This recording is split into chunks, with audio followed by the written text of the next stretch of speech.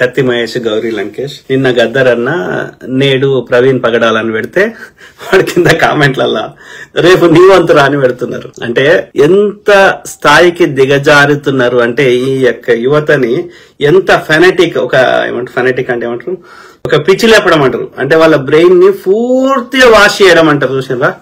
So ఆ విధంగా చేస్తున్నారు. నాకే కాదు, ఇప్పుడు అక్కడ ఉన్న పాస్టర్ అని అజయ్ బాబు ఇంకెవరెవరినో అనేక మందిని అంటే ఒక మానవత్వం లేదు, ఒక హ్యుమానిటీ లేదు.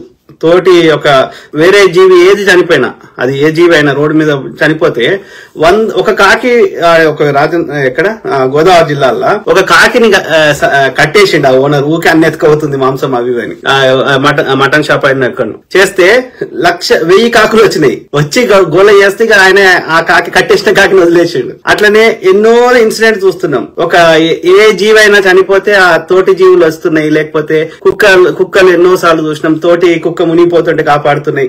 అంటే ప్రకృతి యొక్క ధర్మాన్ని పాటిస్తున్నాయి. అహింస, శాంతి, సౌభ్రాతృత్వము, ఇట్లాంటిది ఇది మానవత్వము, ఇది ప్రకృతి ధర్మము. ఏ మతంలో చెప్పినా గిదే చెప్పారు. మీరు దయచేసి ఏ పుస్తకమైనా చదవండి, బైబిల్ చదవండి, ఖురాన్ చదవండి, గురు గ్రంథ సాహిబ్ చదవండి. హిందుత్వం అదే నేను అందుకే పదే రీట్రైడ్ చేస్తున్నా. హిందుత్వము అంటే ఈ యొక్క హిందుస్థాన్ లో భారతదేశంలో పుట్టినవన్నీ హిందూయిజం. కానీ వేదాలు భారతదేశంలో ఉట్టలేదు, ఆర్యులు భారతదేశంలో ఉట్టలేదు. ఆర్యుడు అంటే దాని అర్థమేంది? ఆర్య అంటే గొప్పవాడు అని అర్థం. పేర్లోనే ఉంది ఆర్యుడు, నేను గొప్పవాడిని అని అర్థం. అర్థమైందా? ఇరాన్ కి పర్షియా ఉన్న పేరుని ఇరాన్ అని ఎందుకు పెట్టిండ్రు? ఓకే, ఇరాన్ లో ఉన్న పర్షియా, ఇప్పుడున్న పర్షియా గాని ఓల్డ్ పర్షియాలో గాని అవెస్తా ఈ యొక్క జొరాస్ట్రియన్స్ వాళ్ళ యొక్క పవిత్ర గ్రంథమైన ఆ యొక్క నేను మర్చిపోతే పేరు. సో వాళ్ళ భాష అవస్థ. సో అందులో చూడండి. లేకపోతే ఈ యొక్క ఆర్యులు యొక్క గుర్రాలు మన భారతదేశంలో ఉండేనా? హిందుస్థాన్ లో ఉండేనా? చెప్పండి. ఇనుము పనిముట్లు హిందుస్థాన్ లో ఉండేనా? చెప్పండి. యజ్ఞాలు, యాగాలు హిందుస్థాన్ లో ఉండేనా? ఈ ఫైర్ ని పూజించేటువంటిది హిందుస్థాన్ లో ఉండేనా?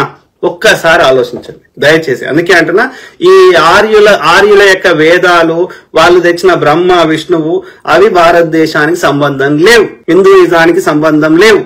అది బ్రాహ్మణిజము, అది మనువాదము, లేకపోతే అది సనాతన అధర్మం.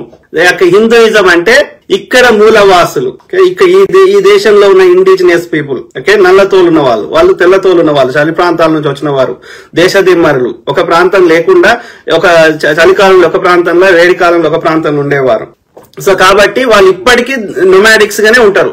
ఆ చలి ప్రాంతం తట్టుకోలేక కొందరు యూరప్ కి మారిపోయినరు, కొందరేమో ఈ భారతదేశం దిక్కొచ్చారు. అర్థమైందా? సో ఆ క్రమంలో వాళ్ళు ఈ గుర్రాలను తినే అశ్వమేధ యాగం అంటారు. మీరు రామాయణం, మహాభారతంలో అశ్వమేధ యాగం ఉంది, రామాయణంలో కూడా ఉంది కదా, రైట్? సో అంటే ఏంది? అశ్వాన్ని వదిలేస్తారు. వదిలేసిన తర్వాత ఆ అశ్వం ఎంత దూరం, అశ్వం అంటే గుర్రం, అశ్వం ఎంత దూరం పోతే అదంతా ఈ రాజు కిందికి వస్తుంది. ఇతని రాజ్యం అంతా అదే ఇతందే అన్నట్టు.